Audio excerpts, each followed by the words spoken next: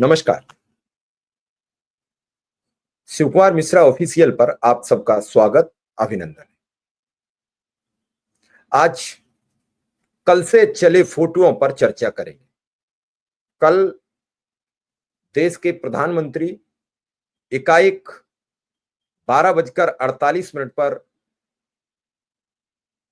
मिलकर लौट आते हैं देश की प्रथम नागरिक माननीय राष्ट्रपति महोदया द्रौपदी मुर्मू जी से।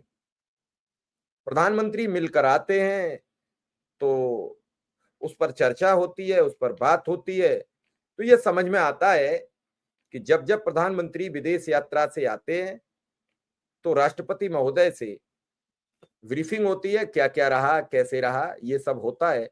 और ये हमारे सर्वोच्च नेता राष्ट्रपति महोदया की प्रधानमंत्री अपनी यात्रा का वृतांत पर बातचीत करते हैं। यहां तक सबको लगा कि शायद प्रधानमंत्री जी इस बार कई देशों की यात्रा करके वापस आए और फिर वो तमिलनाडु चले गए, तमिलनाडु से इधर आए तो कभी महामहिम से वक्त मिलने का नहीं हो पाया होगा सेट, फिर सदन चलने लगा, फिर ये हुआ, फिर प्रधानमंत्री का यहाँ दौरा कि वहां दौरा। तो कल वो दोपहर में प्रधानमंत्री जी मिलने पहुंचे। इस दौरान चर्चा ये भी थी कि उपराष्ट्रपति का चुनाव है। इस दौरान चर्चा ये भी थी कई महत्वपूर्ण बिल पेश हो सकते हैं, उस पर बातचीत हो। लेकिन अंदर खाने कुछ बातचीत और थी, उस पर हम चर्चा करेंगे। लेकिन उसके कुछ देर बाद शाम होते होते देश के गृह मंत्री भी मिलने पहुंचे। प्रधानमंत्री का तो गुलदस्ता का फोटो शेयर किया राष्ट्रपति भवन ने, लेकिन गृह मंत्री के गुलदस्ता का फोटो सामने नहीं आया। दोनों के चेहरे भी अजीबोगरीब थे, वो कुछ अलग बयां कर रहे थे। कई चर्चाएं हुई होंगी, उन चर्चाओं को अब तक सामने लाया नहीं गया। अब क्या कहा जाए, क्यों मुलाकात थी? देश की दो बड़ी हस्तियां, जो प्रथम माना जाता है कि राष्ट्रपति महोदय, और जो बाद की दो हस्तियां मानी जाती हैं उनमें गृह मंत्री और प्रधानमंत्री माने जाते हैं, दोनों एकाएक मिलने पहुंचते हैं। आखिर ऐसा क्या था? तो कई लोगों का यह मानना है कि सदन में प्रस्ताव पारित कराने, आपसी गठबंधन में कुछ उठापटक मची हुई है। नीतीश कुमार भी नाराज हैं, नायडू भी नाराज हैं। ऐसे में किसी भी विधेयक को, किसी भी बिल को पास कराने के लिए वोटर ऊपर नीचे ना हो जाएं। राष्ट्रपति का चुनाव है, कहीं ऐसे में वोट आगे पीछे ना हो जाएं तो सब बना बनाया खेल बिगड़ जाए। और इस बने बनाए खेल को लेकर बड़े अचंभित हैं सब, हैरान हैं। धनखड़ का इस्तीफा तो करा दिया, लेकिन धनखड़ जी के इस्तीफे के बाद जो रिक्तता उभरी है, जो परेशानियों का दौर उभरा है, उसे भर पाने में अभी पूरी भारतीय जनता पार्टी हैरान और परेशान नजर आ रही है। कैसे किसको उम्मीदवार बनाएंगे, कैसे वोट कराएंगे?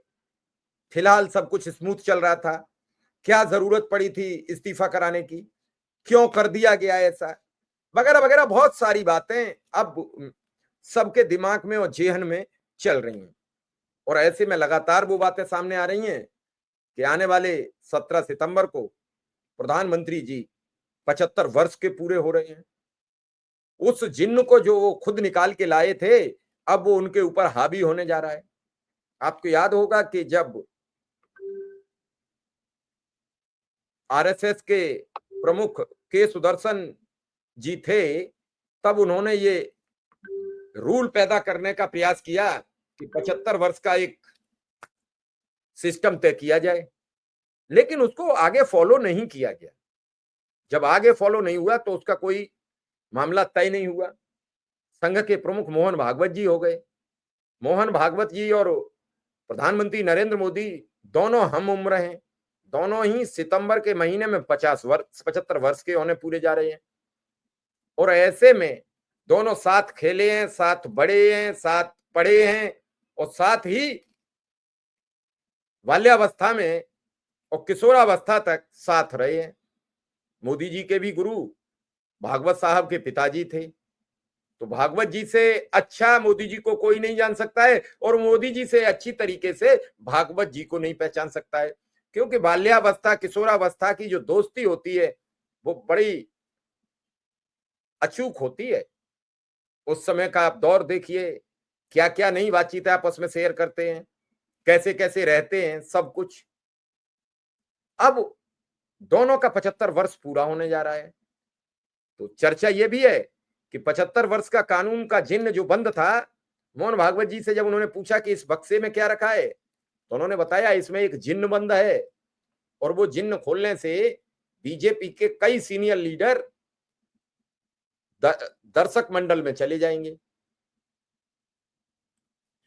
मोदी जी को बड़ा अच्छा लगा ये कॉन्सेप्ट। उन्होंने कहा बिना कुछ किए ये जो ऊपर की पूरी पीढ़ी है, एक बार में दमदार बेड़ा पार, तेरे से मेरे अगार। तो उन्होंने वो बक्सा खोला, जिन्न बाहर निकाला और बोले, जिन्न ने पूछा क्या हुक्म है मेरे आका। तो मोदी जी ने हुक्म सुना दिया कि 75 वर्ष से पहले की लिस्ट लाइए, और जो अलग जो पूरी कर चुके हैं आज उन्हें मार्गदर्शक मंडल में पहुंचाइए।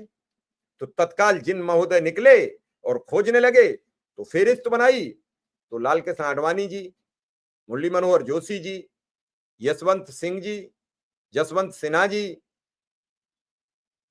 और फिर धीरे धीरे और नाम जुड़ते चले गए। एकदम लगभग 1 दर्जन लोग पहले ही 14 में आउट ऑफ लाइन।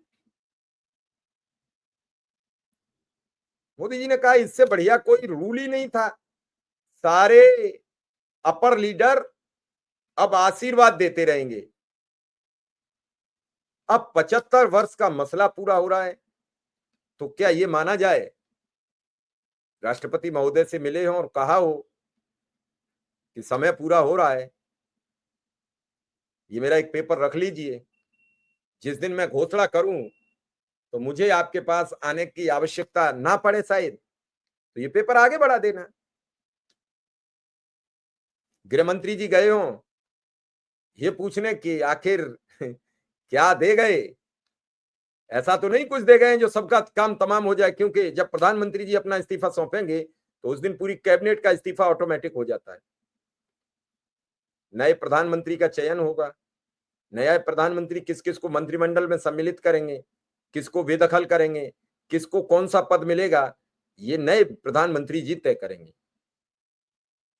प्रधानमंत्री जी असहज से हैं, फोटो में वो ऐसे कभी नहीं देखते हैं। माननीय राष्ट्रपति महोदया तो कैमरे की तरफ देख रही हैं, ना तो अमित शाह जी देख रहे हैं, ना नरेंद्र मोदी जी देख रहे हैं। अब इस सब को लेकर बड़ी उहापोह मची हुई है, खबरें भी छन छन कर सामने नहीं आ रही हैं, अलग अलग तरीके से प्रस्तुतिकरण हो रहा है। धनखड़ जी कहाँ है इस्तीफा देने के बाद, वो अब तक सामने नहीं आए हैं। इस सब के बाद ये जरूर बन रहा है कि ब्रेकिंग न्यूज जल्द नई आने वाली है। एक बड़ी ब्रेकिंग न्यूज इस पूरे पैराग्राफ से निकलकर सामने आएगी, जो चीज हम आपसे लगातार कह रहे हैं।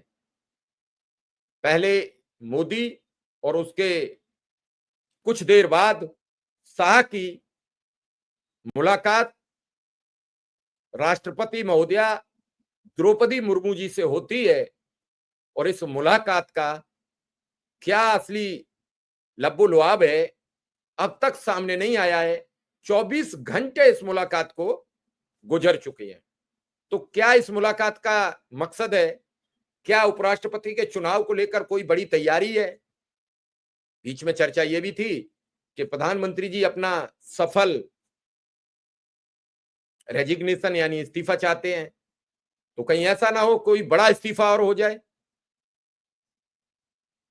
इस सब पर निगाह बनाए रखिए, जैसे ही हमें जानकारी और मिलेगी सबसे पहले खबर लेकर आपके समक्ष हाजिर रहूंगा। लेकिन ये दिमाग हिला देने वाली खबर बड़ी हैरान कर रही है। प्रधानमंत्री जी योगी आदित्यनाथ जी से मिले हैं, वो भी तस्वीरें बड़ी अचंभित हैं। इस बार फिर उन्होंने नसीहत प्रस्तुत कर दी है, तो क्या इस नसीहत का उत्तर प्रदेश की राजनीति पर भी असर पड़ेगा? कई सवाल ये मुलाकात छोड़ के जा रही है, और इस मुलाकात के पीछे का रहस्य क्या है, इस मुलाकात का असली अर्थ क्या है, आज लोकसभा में पता चलना था, लोकसभा में भी नहीं पता लगा। आज उम्मीद थी कहीं ऐसा ना हो कल प्रधानमंत्री जी जाएं और सीधा सदन को संबोधित करें और अपना इस्तीफा जो दे आए हों या देने जा रहे हों उसी घोषणा हो जाए, क्योंकि 75 वर्ष के जब सितंबर में होंगे तो उसके बाद फिर शीतकालीन ही सत्र चलेगा। इस दौरान बीच में सत्र नहीं चलेगा। तो प्रधानमंत्री जी कोई मौका को गंवाते नहीं है, हर मौका का प्रयोग करना जानते हैं। तो ऐसे में ये मुलाकात बड़ी रहस्यमयी बनती चली जा रही है। और इस रहस्यमयी मुलाकात पर आपका कमेंट क्या है, कैसे देख रहे हैं इस मुलाकात को, हमें जरूर बताइए।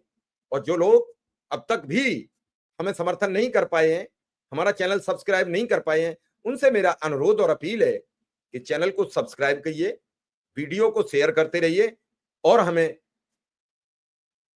उत्साहित करने के लिए बेल आइकॉन बटन दबाकर इसके नोटिफिकेशन प्राप्त करने का भी इंतजाम करते रहिए। फिलहाल इस खबर में इतना ही। धन्यवाद। नमस्कार।